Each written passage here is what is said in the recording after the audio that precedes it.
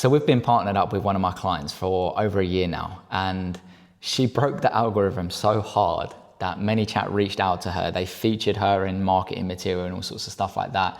And they even had her on as a speaker at one of their Instagram summits. So in today's video, I'm gonna be walking you guys through how we were able to generate 89,000 plus leads through ManyChat automations, how we collected over $360,000 in cash in just a 30-day time period, how she got featured in ManyChat's global campaigns and Instagram speaking event, and how we generated over 3,000 high-ticket leads completely for free. And this was all by using a $5 offer, which I like to call a Trojan horse. And this basically guides prospects into your higher ticket offers without them feeling sold, without them feeling forced or pitched. It's a very natural way in doing things that gives you all the leverage. So I'll give you a bit of a backstory behind the Trojan horse mechanics, right? Her higher ticket offer, before we even built this system out, was ready to sell. But what we chose to do instead was lead with the Trojan horse, was lead with the $5 offer. Because pitching high ticket too early is like proposing on the first date. We've all been in that situation, guys, where we might have, for ourselves, if you reflect back on your own journey in terms of looking for mentors or coming across certain funnels and offers, when you get pitched a high ticket offer too soon, before you've, built that familiarity with that individual, before you have that conviction that what they do is the right thing and it's the right thing that you need right now based on where you're at in your journey, if it comes too premature, it doesn't feel right, it doesn't sit right, and it kind of puts you off in a way, right? Before you even think about exploring it further. You hear that high ticket price, you get the pitch, you're just not in the right frame of mind to be ready for it at that stage. So it kind of sacrifices the potential of, later getting nurtured into that offer. So what we did instead was hide her higher ticket offer behind a $5 Trojan horse paywall. It's pretty much a low friction entry point that reshaped what her audience believed that they needed in order to get to that next step, and that next step being her higher ticket offer. Now, what this does in terms of psychology is, one, it reduces commitment pressure, so cognitive dissonance relief. When someone encounters a high ticket offer too soon, that brain goes into defense mode, right? I don't know this person, I'm not ready to spend that much. That's kind of the usual thought processes you'll go through. Unless you've already built that authority, credibility, social proof, all that sort of stuff, and they've been through your ecosystem. Typically, when you're seeing someone on a cold funnel, you don't know who they are, never heard of them before, and they're pitching you 5K plus up front. It don't sit right, guys, right? I'm reflecting on my own personal journey. Anytime I've invested into mentors, high ticket, the selling or the conversion process was already done before I even arrived at that offer, before I even arrived at the sales call or whatever you want to call it, right? Because the ecosystem done such a great job at doing that, or the entry point done such a great job at doing that, that I was already sold. I arrived at that destination pre-sold. So by starting with a low friction $5 offer, you lower the perceived risk and make it easier for the prospect to say yes without the internal resistance. Small commitment equals psychological safety, and that results in a more open mind, okay? It wasn't a tripwire, it was a belief filter, okay? Only the right people moved through it, which in turn resulted in clients coming through that are aligned with your worldviews, aligned with your perspectives, your ideas, your methodologies. And I know we all talk about in this space alignment and all that sort of stuff, right? But when you're running a high ticket offer, especially if you're doing one-to-ones, like you are typically gonna wanna work with people who are aligned with you, right? And if they're not, you're gonna wake up every day dreading to get on calls with these sorts of people. So this product not only acts as an entry point into your higher ticket offer, into your ecosystem, but it also acts as a filtering tool to make sure that anyone coming through is already pre-aligned with what it is that you teach, right? And what it is that you do. So step number 2 is we pitch the belief and not the offer. Too many creators try to sell logic. Here's what my program includes, here's what it does, this is what you're gonna get, all of that sort of stuff. We flipped that narrative and instead we sold perspective. So the $5 product wasn't built to make money, it was built to make people ready to buy. Okay, like I said, we're not building this $5 product to make a hell of a lot of money on the front end. It's all what we make in the back end, right? What we're really doing here is crafting the perfect entry point. So what we did is identified the dominant false beliefs, and this is what we do whenever we build Trojan horse products for clients. We identified the dominant false belief that kept her audience from buying the core offer, and we used the Trojan horse to gently dismantle it. So the goal wasn't to educate, it was to reframe. Okay, so inside the $5 product, we taught just enough to build curiosity. We created micro transformations they could feel immediately, so quick wins. And we positioned the $5 win as the first step toward the bigger transformation, which is the high ticket offer, right? The next logical step. So that's what made the high ticket offer feel inevitable and not forced, like you're trying to introduce them, trying to start them in your world by pitching them this higher ticket offer straight off the bat without building authority, without building resonance, without building connection, without building familiarity. You're trying to force them into the funnel instead of attracting them through an entry point into building that relationship in the right way, where you have the authority, you have the upper hand, and they're making a micro commitment coming through by purchasing a $5 product. So I'm going to give you an example, right, of, let's just say, a sales coach who coaches corporate 9-to-5s. So let's say your core offer is a 5K coaching program that helps 9-to-5 employees land remote, high-ticket sales roles in just 90 days. So most of your prospects' limiting beliefs would revolve around the following. And this is just me making assumptions, right? So typically, some of the prospects might feel like, I'm not the sales type, this isn't for me, I need to be confident, this, that, and the other, I need to be the extrovert in the room to be good at sales. Or, it would take me forever to learn how to sell, I can't just learn how to sell, within a few months.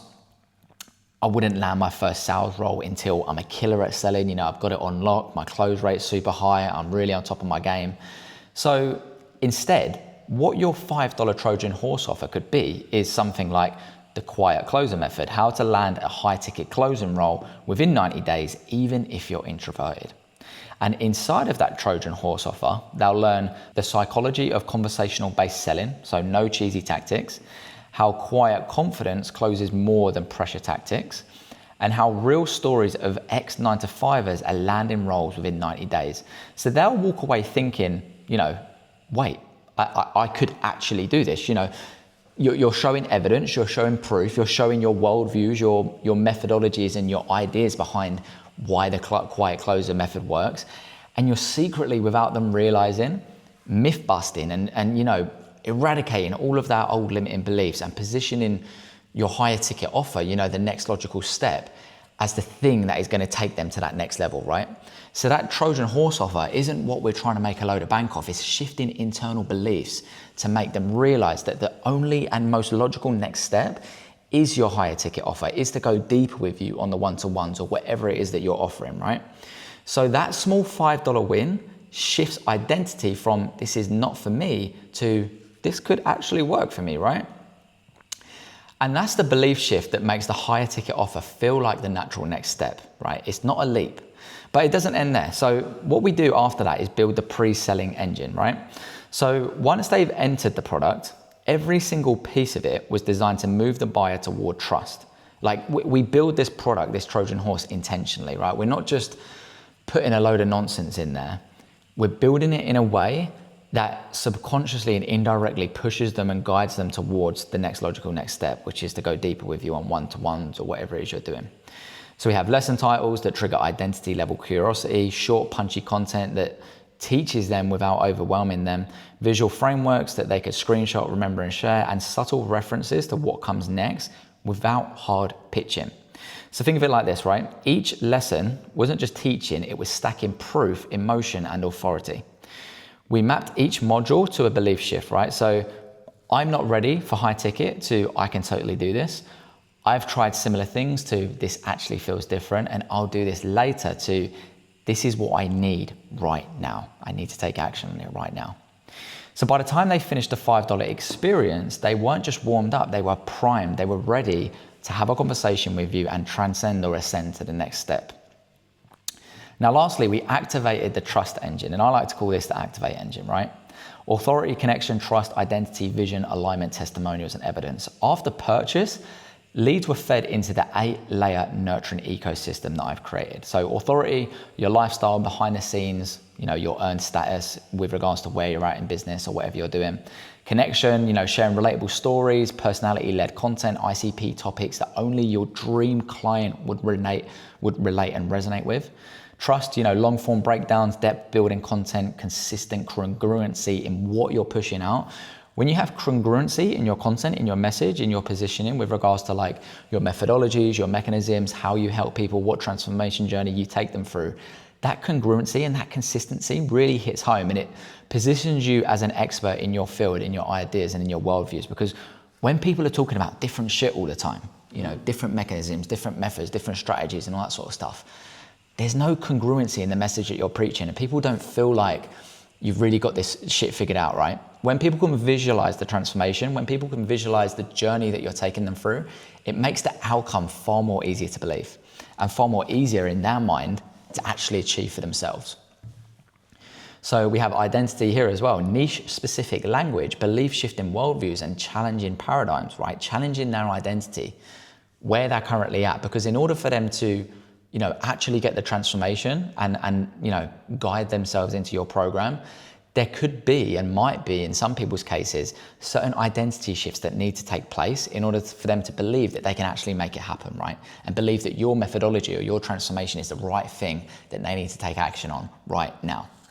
So we also have vision, you know, clear future casting, lifestyle point of view content, breaking the pathway down in terms of what it is that you do, the pathways that you take them through.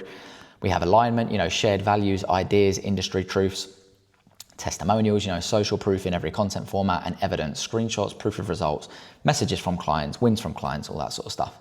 So in terms of execution, it could look a little bit like this, right? We have IG story sequences 2 to 3 times a week with soft call to actions, YouTube nurture content, which is pushed via ManyChat and Instagram DM. So we would get our client to create Instagram content to garner views, garner attention, and that would talk about like a surface level problem.